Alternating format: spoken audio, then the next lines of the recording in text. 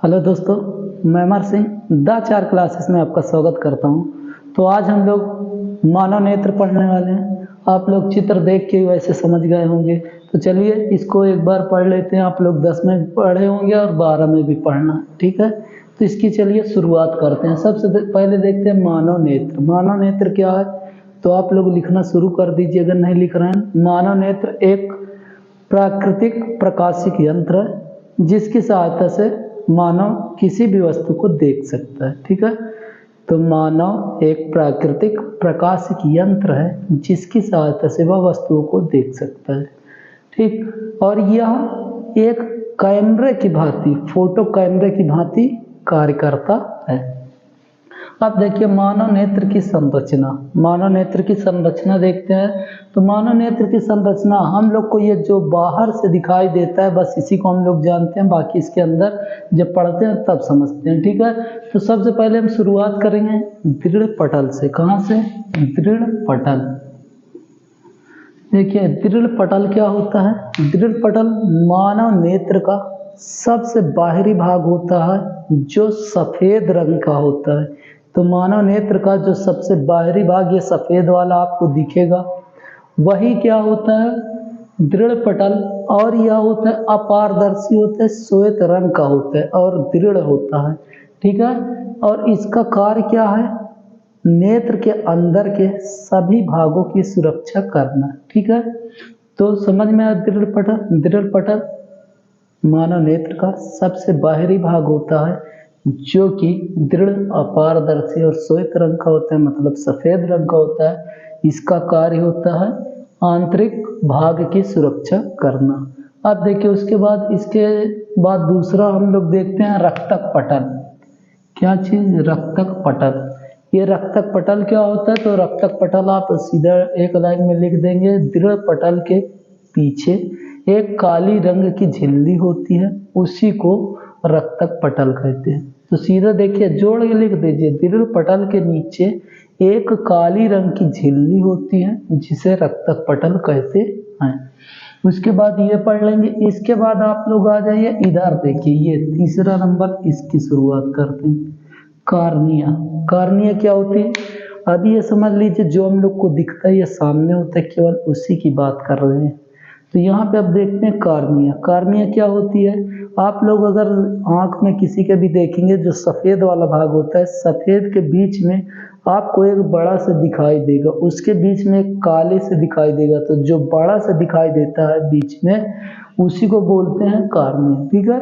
Cornea ये जो उभरा हुआ भाग होता है, तो सीधा बोलेंगे कार्निया दृढ़ पटल के सामने उभरा हुआ भाग होता है, मतलब ये एकदम ऊपरी वाला भाग जो होता है उसी को क्या बोलते हैं? कार्निया, ठीक है।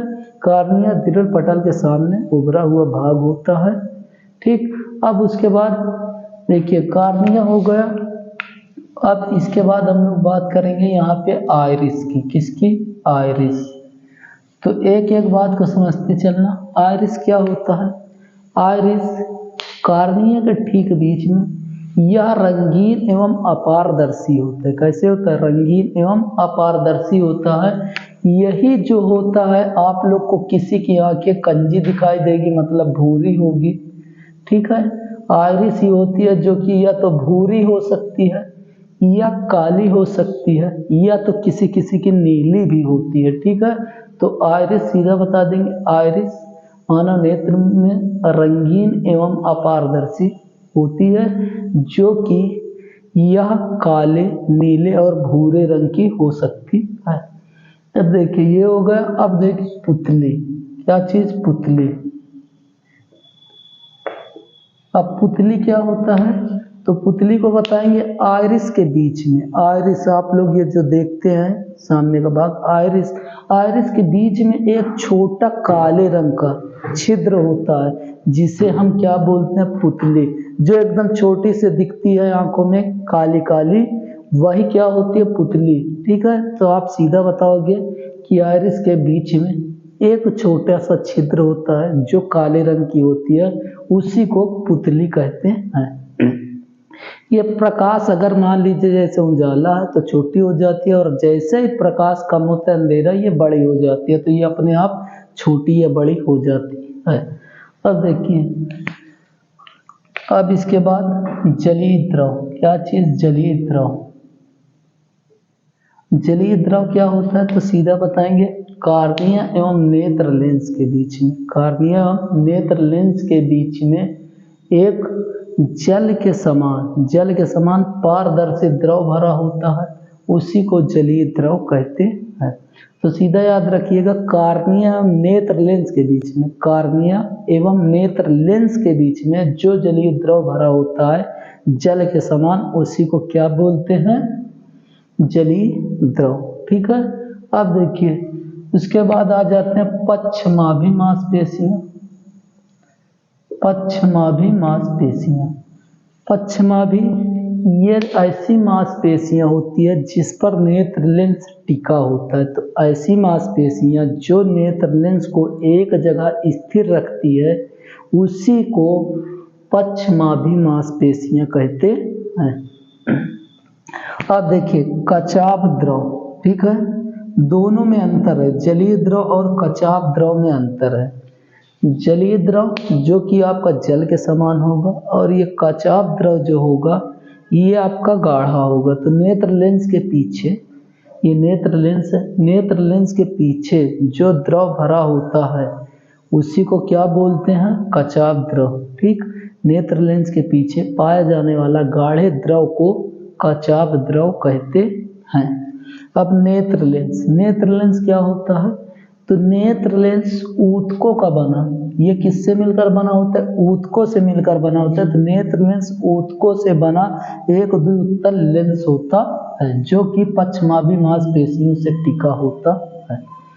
अब देखिए, फिर इधर आ जाते हैं रेटिना। इसके बाद ये रेटिना। रेटिना क्या होता है? रेटिना बाद में पढ़ेंगे, नहीं पहले ही पढ़ लेते हैं। तो सीधी बात, वस्तु जो आँख के सामने रखी होती है उसका प्रतिबिंब आँख में जिस बिंदु पर बनता है या जिस जगह बनता है उसी को क्या बोलते हैं? रेटिना। ठीक है, तो प्रतिबिंब अगर रेटिना के आगे या पीछे बनता है तभी व्यक्ति को कोई ना कोई दोष हो जाता है। दोष कल आगे वाले लेक्चर में पढ़ाएंगे कि दोष क्या होते हैं, कितने प्रकार के होते हैं। ठीक है, तो रेटिना सीधी बात, वस्तु का प्रतिबिंब आँख के जिस भाग पर बनता है या जहाँ पर बनता है उसी को रेटिना कहते हैं। पीत बिंदु क्या होता है? पीत बिंदु या पीले रंग का होता है, और यहाँ पर जो प्रतिबिंब बनता है वो सबसे स्पष्ट बनता है और सबसे साफ दिखाई देता है। ठीक है। अंध बिंदु क्या होता है? अंध बिंदु ऐसा बिंदु होता है जहाँ पे प्रकाश किरण पहुँचती है, और प्रकाश किरण जो होती है उसको प्रकाश सिराएं के द्वारा मस्तिष्क तक पहुँचाने का काम किसका होता है? अंध बिंदु का। प्रकाश सिराएं क्या होती है? प्रकाश सिराएं ऐसी सिराएं होती है जो कि प्रतिबिंब को हमारे रेटिना से मस्तिष्क तक पहुंचाने का कार्य करता है।